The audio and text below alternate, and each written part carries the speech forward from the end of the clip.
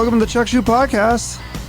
It's trying times here if you're listening to this when it is released. If you're listening months later, we can all look back and laugh at this whole coronavirus thing. But as of now, it's a little bit stressful. So still trying to keep my part of entertaining the world, and hopefully it's entertaining or interesting. But I have comedian Mo Mandel today. It's a short interview because originally we were going to go to the show and they're going to do the interview there live in the green room. But of course the coronavirus pandemic happened, and now we had to just do a phone interview, so it was a little bit shorter. I had a lot of more questions I was ready to ask him, so maybe we'll do another interview at another time. But Mo Mandel, great comedian. I think very underrated. A lot of his videos on YouTube and Instagram are very funny in my opinion. I watch a lot of stand-up comedy, and they don't have as many views as I would think they would have. And I was going to ask him about that, but we didn't get to that.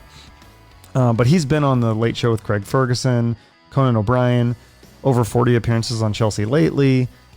He's been he guest starred on Modern Family, Two Broke Girls, shows with Free Agents, some show that was canceled, but it was with Hank Azaria, Natasha Leggero, Catherine Hahn.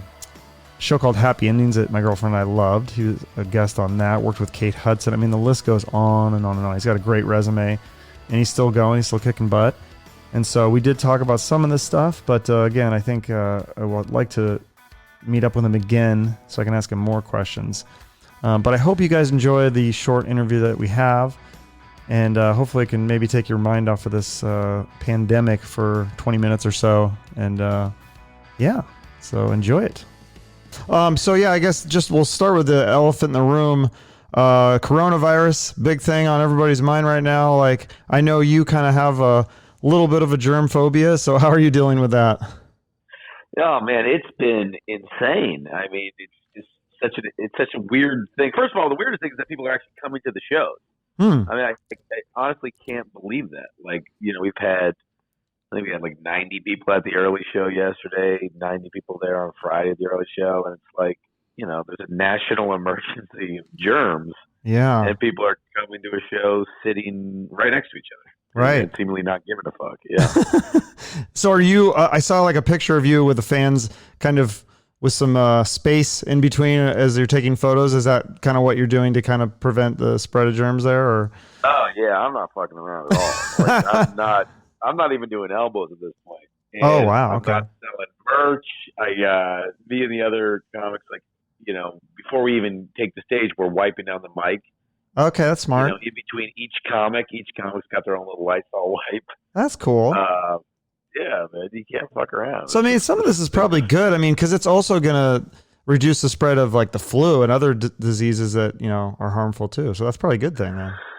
I mean, hey, that is a very optimistic way to look at it. That is true. It is definitely going to stop the spread of some other stuff. I mean, I'm not selling merch, and I had a gig coming up in San Francisco at the end of March. That's already gotten canceled. So I'm kind of curious, We'll see what happens. But this could definitely, I don't know. If you look at what's going on in Europe, I mean, this could definitely become something pretty major in the next week or so. Yeah. I mean, it already is, I think. Oh yeah, definitely. Well, let's try to. I guess we'll try to just do this regular interview, like pretend like everything's fine. But I do want to talk about you. Yeah. So Mandel, Jewish That's name. What everyone's gonna do with their lives. Yeah, Mandel. We're gonna try to move on. So yeah, Mandel, your name's Jewish. Your father wanted to name you Mohan, thinking it was a Jewish name, but he later found out that was Hindu. So then you just went with straight Mo. Just M. Is that your birth name, Mo? M-O? No, I like how you did your research. It's great. Yeah. I was Mohan is my birth name, and I actually went by Mohan until midway through college, I think. And then I was finally tired of, I don't know, having to repeat the story or have people asking what, because it's a weird name, because they hear Mohan and they think, they think it's really Jewish, but it's not even Jewish. It's Hindu, yeah. Interesting. Right. So yeah, I thought that was interesting. I also found it was interesting. You wanted to originally be a novelist, and you studied creative writing at the University of California in Santa Barbara. That has to be one of the most beautiful parts of the country that I've ever seen. I'm from Washington State, but I moved to Arizona. I was originally looking at either Phoenix or Santa Barbara. I couldn't really afford Santa Barbara, but you got to tell me what it was like to go to college there. That had to be amazing. Yeah, it is. It is truly one of the prettiest places on earth. In fact, that's where I recently got engaged in. I guess it would have been September. I should probably know this. October, or September, and no, August. That's what it was. And it was up in Santa Barbara. Yeah, and I hadn't been there in a while. I forgot just how pretty it is. It's amazing that anyone, studies there at all or gets anything done. But somehow, what do you do? What is college life like there, though? Is there there's not, well, there's a little bit of nightlife, but do people go out and party, or is it just everyone's out on the beach surfing, or what? No, it's completely like ASU. It's just like a complete, party school, debaucherous fuckfest. Yeah, total party school. It's a complete mess.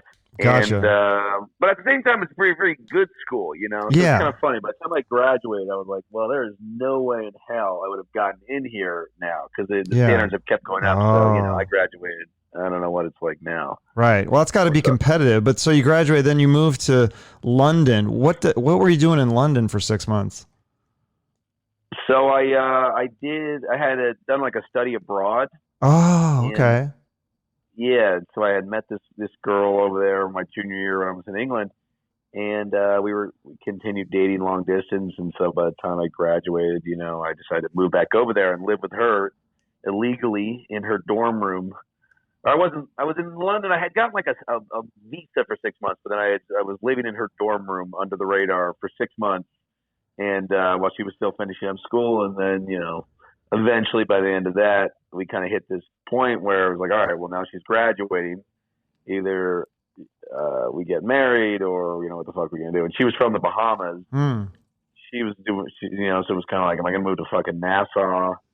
She's gonna move to California. So eventually we ended up breaking up. Yeah, but that is where I started comedy. I started doing some of the open mics over there. Oh. It was a total, fucking weird experience to be the only American dude on stage. Yeah, especially it was during the the Afghanistan war was just starting, so people were definitely not thrilled with Americans at that time, because we were like dragging England into it and stuff. Gotcha. So you started comedy there. So that's how they looked at it. Yeah, that's how they looked at it. I don't know. Right. So then you started comedy there, but then why did you move to you moved to San Francisco to pursue your dreams? Why San Francisco? It doesn't strike. Is it because of the comedy competition, or? No, with comedy, you always want to find a good. I think the best way to do it is to find like a good B city where you can really, get your chops up before you come to LA or New York. That way you can come in those places with some juice, Gotcha. and some momentum. Get a lot of stage time, and LA is so competitive to get on stage. San Francisco at the time had a really great open mic scene, and I had heard that from a few people. So yeah, that's how I chose it. So it seems like it moved pretty quick, and you placed third in the international comedy competition there, and then is that when you got the national attention and you got on the Comedy Central's open mic fight in 2007? Was that? So how many years into comedy had that? That'd been like 5 or 6 years? Yeah, I started comedy no, it was a little less than that. I mean, I think I really started stand up in 2004. Okay, so yeah, not too long then, huh? Yeah, well, at this point, it's been a while. Sure. That seems like a long fucking time to me. But I had, at the time, I guess it was about 2.5, 3 years.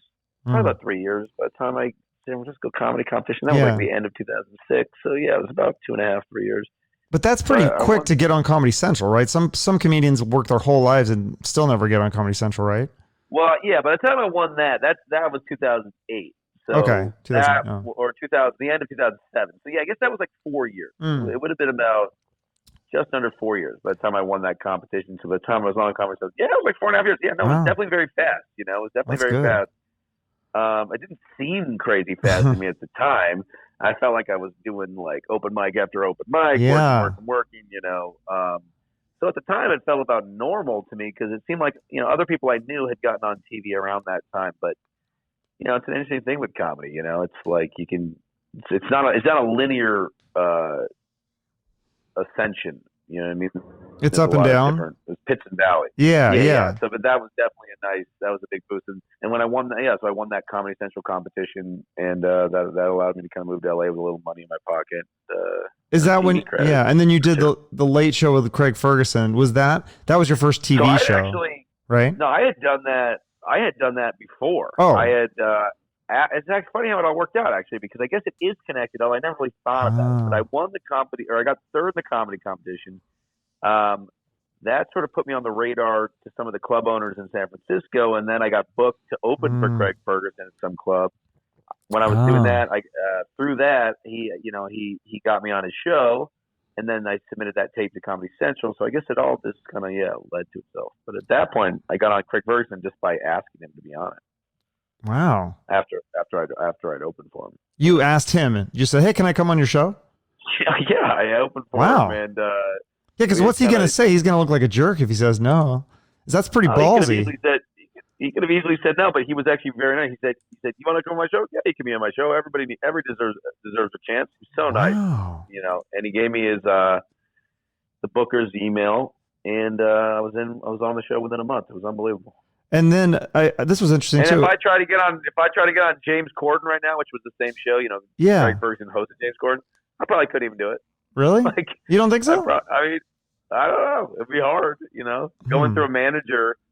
Then you got to submit a tape. Then you got to get in line. Maybe I can get on Corden. It'd probably take me like a year and a half just to have to go through the process of submitting the tapes. It takes forever. But once you're in, aren't you kind of in? Because like with Conan, you've been on there 4 times. So did they remember you and they like you? And so just every couple of years they ask you to come on, or how does that work? No, you have to, you hit up. Yeah, I guess sort of. You hit them up. You say, hey, this is the set I'm trying to do. But like each of those shows have their own booker. And have I been on 4 times? Yeah, I thought it was like 3 times. Maybe it's 3 or 4 times. I don't know on Conan, but you have to you have to kind of get in with that crew and that booker, and so I don't even you never really know if that booker of a particular show likes you or not. You just have to kind of hope they do. Right. Gotcha. It's like it all comes down to like one dude for the most part. So it's that's always a funny thing when it comes. It's so subjective and everything. And then, so how'd you get on Chelsea Lately? Did you know her, or was it the booker on that one too? Because you did like 40 appearances on that one, right? Yeah, that was a great one for me. That was when that really helped me start. Yeah, I guess I was like performing it. Once you kind of come to LA, you're kind of in the mix. You start sort of getting asked to be on different shows, and then bookers are at those different shows, and then before you know it, you're on them. So I think the booker had seen me in a show or whatever, and then once you're on, if you do well, Chelsea likes you and they ask you back. And that's cool. Kind of goes from there. And what about being a paid regular? Are you still a paid regular at the Comedy Store? Oh yeah, absolutely. Okay. That's where I perform there. I'll be there a couple times a week. That is such a great thing. Yeah, we went to LA and we went there, and I couldn't believe, like, literally almost every famous comedian, like Joe Rogan, Jeffrey Ross, they were all there just that night. Just happened to pop in. I mean, that's got to be amazing to work with all those guys, right? Oh yeah. I mean, it's like you get so spoiled. You don't really realize it, that you're like on a show with like, the first 8 people in the lineup do theaters. I mean, it's just ridiculous, So I'm very honored to be a paid regular at the Comedy Store. Your name's up there on the wall. I mean, it's just sort of a big thing, and it is. I think at this point, it's unquestionably the best comedy club in America, if not the best. The top, it's definitely either that or the Comedy Cellar. There's no discussion beyond that. Yeah, you had an interesting take on it though. You were saying like there's so many famous people there, but there's also a lot of people who are paid regulars who are not famous, and it'd be interesting to follow them and like see what happened, because there's so many names, and you walk through and you see all the pictures of people, and you're like, obviously you recognize some of them, but then there's a lot that you don't. And I feel like comedy's changed too, because 100%, I feel like comedy's changed too, because there's so many people now that there's like different levels of fame. Like, whereas before, like if you're not on TV at a certain time, like then you're just done. But now there's YouTube and all these other reality shows and things there's different levels where you can keep going as a comedian and maybe not be as famous, but you can do the game for years, right? I mean, yeah, it seems to be. But when I was sort of coming up, I would open for guys who had been on the Tonight Show like 20 years ago, and they were still sort of torn off that credit, for as long as they could.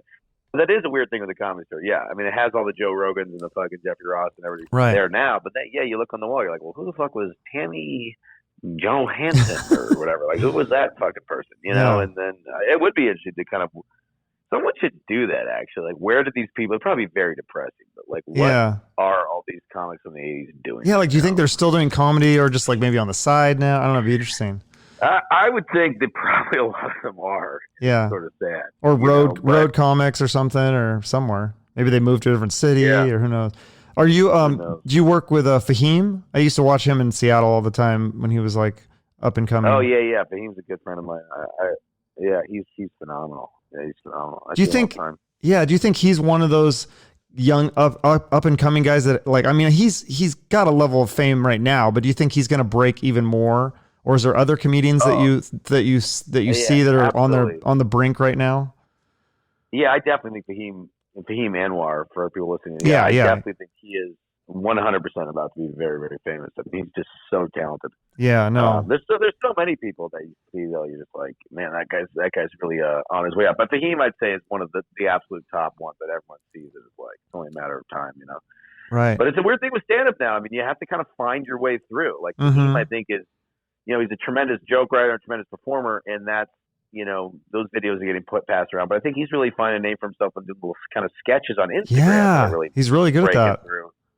Yeah, and I mean, it's so funny with stand-up because a lot of times for most of these people, stand-up is not the first thing that breaks them through. You know, someone likes their Twitter or their podcast, and they also like their stand-up. But it's such an interesting time right now. No, you're right. And it almost seems like you kind of have to do multiple things. So you can't just be a stand-up. You got to do a podcast and TV work and go on people's podcasts and things and the Tonight Show. They got to do like everything. It used to just be like there was stand-up and there was like, you know, a couple comedy clubs and a couple shows you could go on, and then, you know, if you weren't on those shows, like that was it. But now there's so many different things, and it almost seems like you have to do a lot of them to really keep it, to be competitive, right? Yeah, no, you definitely cannot just do stand-up. There is no world in which that's enough. Yeah. So one of the things you did was a sketch comedy show, Reality Bites Back, with, I mean, you got to work with Amy Schuer, Bert Kreischer, and Theo Vaughn. What was that like? Are you still in touch with those guys? Tiffany Haddish. Oh, okay. Yeah. Wow. She's pretty big too. Yeah. Yeah. That was a show. It was on Comedy Central. That was a long time ago. Yeah, absolutely. Me and Theo is one of my best buds. I was actually the head writer for his Comedy Central pilot last year. Yeah. And Amy, I mean, I don't really ever see her. She's a New York person though, so I really never did see much of Amy. Okay. You know, I think if I did see her, you know, we'd still definitely be friendly. She's very nice, as I remember, but I haven't seen her in many years. Bert, for sure, see him all the time. Tiffany, see her every now and then. But, you know, once people get that successful, they're not really around that much. Yeah. So, okay. So it's not like they're... But Tiffany, no, when I see Tiffany, though, she's the same person. She's very, very nice. Yeah. Cool, you know. So like do some... like, you know, yeah, you kind of all of a sudden move in different circles a lot of times. Oh, do some people like... Do they like not return your phone calls? Like, do people get to that level where they're so big that like it's not like on purpose? Maybe they just don't have the time, like you said, or do you feel like they sometimes are like? Well, I don't know. I was never actually calling Amy Schumer and Tiffany Haddish very often. Oh, right. You know, or ever really. You know, it wasn't like. Or was there? Is there any examples of that, like where you were close with a comic and then they got really big and then you just lost? Then they kind of stopped returning your phone calls. Not really, no. Comics are pretty humble people generally. That's cool. I haven't had that happen yet. I mean, it might take them a little longer to get back to you, but I haven't had anyone. Yeah. Oh, that's cool. So yeah, you've done a lot of cool TV work. So you got to tell me about this. You were on one of the biggest shows ever, Modern Family. So you have to explain to me what it's like to work on that set, because I mean, I would assume that you're treated like royalty. Like, to explain like the craft services of that place, because that's one of the biggest shows on TV. And like, is there any behind the scenes stories you could tell us about working with that great cast? Well, here's one quick craft services little tidbit, which is so funny because, I mean, when I was on that show, that was, I don't know when the fuck it was, 2010 or something like that. 2011, when it was like really at its height, and or you know, everyone was talking about it, and it was you know, you're on the Fox lot, it's high levels you can get, you know. But it was funny. We're at craft services, even though he's got to be, you know, he's got millions and millions and millions of dollars. Ed O'Neill, I saw him. They were serving like I don't know, enchiladas or something. And he asked the guy, he goes, "Can you pack up like 8 of these? I want to bring these home, you know, for my family." It's like, I love that dude. This guy's $1 billion. It's still, yeah, you know, he's such a cool. It's so cool. He's like, "Yeah, a box of this stuff for my kids and family." Yeah. Well, they must have been real. I bet they were really good though too. Like, they might be better than some of the restaurants you go to. Yeah. He's no schmuck. We got good free food here. Yeah, pack it up. Yeah. I just love the idea of a guy like that, so famous, talented, lugging home some food. That's awesome. Yeah, he's Al Bundy. Yeah. Like, he's like a legend to me. Like. And then one other time I was walking on set and I saw Manny. He was still a little kid. Start doing like karate chops at like a shack, and then just returned to being like a child. And then all of a sudden he was back to being an actor. I was like, it's so fucking weird. This kid's making more money than I'll probably ever make, and here he is doing karate chops and shit. That would be weird. You have to grow up so fast. I think that's why some of the child actors have such a hard time. Yeah, no, it can be bizarre. Hey, listen, man, I got to jet because the show's at 7 and we got to grab food before. Okay. But hey, thank you for having me on, man. I wish we could have done this in person and did a little longer. Sure. No. Maybe next time I'm in town, let's try to do it in person for sure. Okay, sounds good. Or I'll be in LA at some point and I'll come see you at the Comedy Store if you're there. Yeah, please do. And if anyone's listening, I have my own podcast. It's called The Full Release. It's Sex with your wife, and advice, who is a urologist. My fiance's a dick surgeon, urologist, and it's kind of like Loveline. So if anyone wants to check that out, it's called The Full Release. And also, the charity that you're passionate about is Wounded Warriors, so people should check that out. It's pretty self-explanatory what that is, but yeah, that's another thing I want to promote before you go. That's the thing I do. Every year I give money to a certain charity at the end of the year, and it's often Wounded Warriors. And, our troops, obviously got to support them and got to help them once if they get injured. So okay, that's a great charity. Well, I'll let you get going. Thanks so much for taking the time with me. Yeah, thanks again. And again, sorry, man. I'm sorry it's a little quick. That's okay. Buddies come in last minute for spring training, and obviously since that's not happening there, you got to entertain them. Yeah, sure. They're hanging out. There you go. Thanks. All right, buddy. Have a good one. Take care. Bye-bye. All right. Bye. Well, there you have it. Mo Mandel, comedian, actor extraordinaire, super nice guy, funny guy. Just didn't have as much time with him as I'd like, but I'm hoping to correct that in the future if he ever comes and does another show. And I want to see his stand-up live because I've only seen the clips. But definitely check out his Instagram, his podcast, Full Release with his doctor wife. And you can follow me on social media if you like too. Definitely subscribe to the podcast if you enjoy it so you don't miss any episodes. And hit me up and let me know who you'd like to see on the show next, because I do need some new guests, and hopefully we can do some call-ins, and that will take care of that. Thank you. Thank you for listening.